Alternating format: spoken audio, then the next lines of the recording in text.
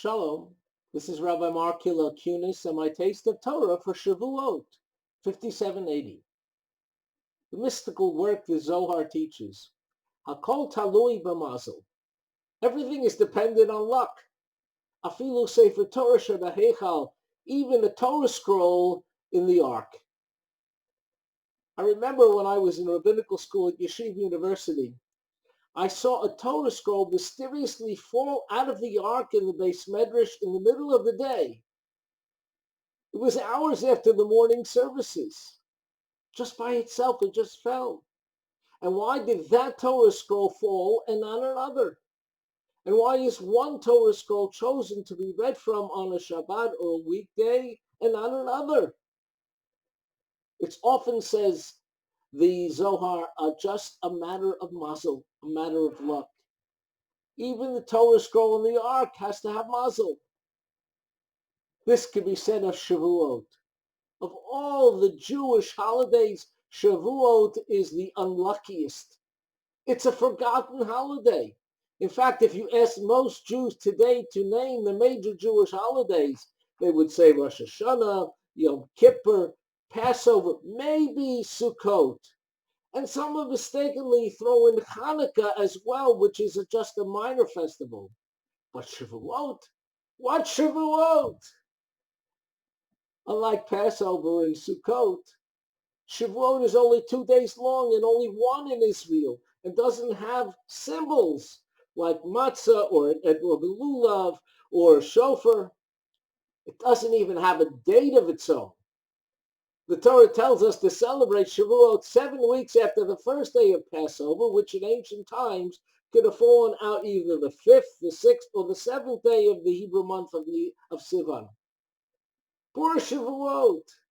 It's one of our 3 pilgrim festivals, and it stands alone, forsaken. So what is Shavuot? Rabbi Adin Steinsaltz teaches, Passover is the question, as reflected in the most famous question asked on Seder night, Manishtana halayla hazemi kol haleilot, how is this night different from all other nights? And Shavuot, the festival of the giving of the Torah, is the answer. Passover is the holiday of God's love and his commitment to us. He saved us from slavery with 10 plagues in the crossing of the Red Sea, and so we celebrated with great fanfare, with elaborate seders attended by many guests, with eating matzah and bitter herbs and charoset and afikomen, 4 cups of wine, and we continue to celebrate for 7 to 8 days. Shavuot, on the other hand, is the holiday that expresses our love and commitment to God and his Torah that he gave us on Shavuot. On Passover, God demonstrated his love for us with wonders and miracles. On Shavuot, how do we demonstrate our love for God? Do we ignore him as most Jews today seem to?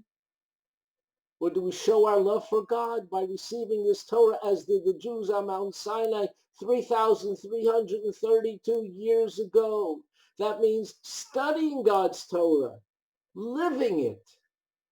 The Torah is not just for holidays and special occasions like a bris or a bar bat mitzvah.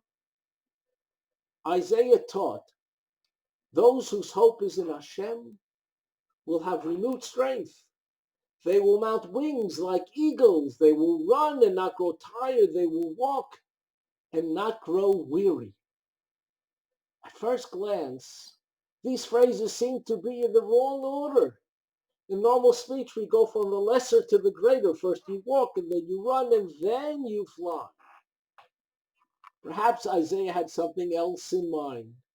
Most likely, the hardest task in life is to walk and not grow weary.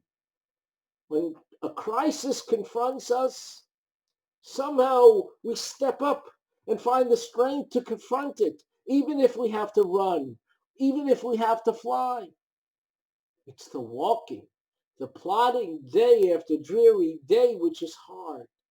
The day-to-day problems, the ordinary aggravations of life are what make us grow faint and weary, tired and fatigued.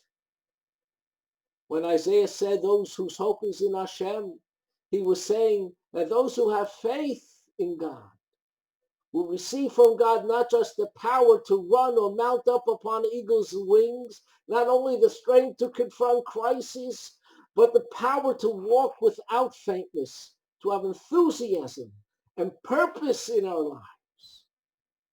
And this is what Shavuot is all about. Shavuot is not about blowing the shofar, buying the best etrog and lulav, building the best sukkah, or to fill your home with matzah charoset and horseradish at the Seder. It's about a recommitment to the everyday task of living a life guided by God and His Torah. Tasks like helping your neighbor when he or she is in need, finding time every day to connect with God, or eating only kosher food even when it's not convenient. It's living a godly life.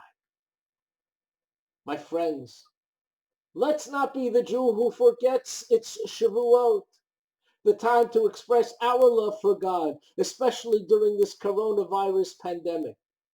Let's be the ones who walk and walk and walk some more and not grow faint in our relationship with God and His Torah, so that He will bless us with the strength to face whatever may come. Keep safe and Chag Sameach.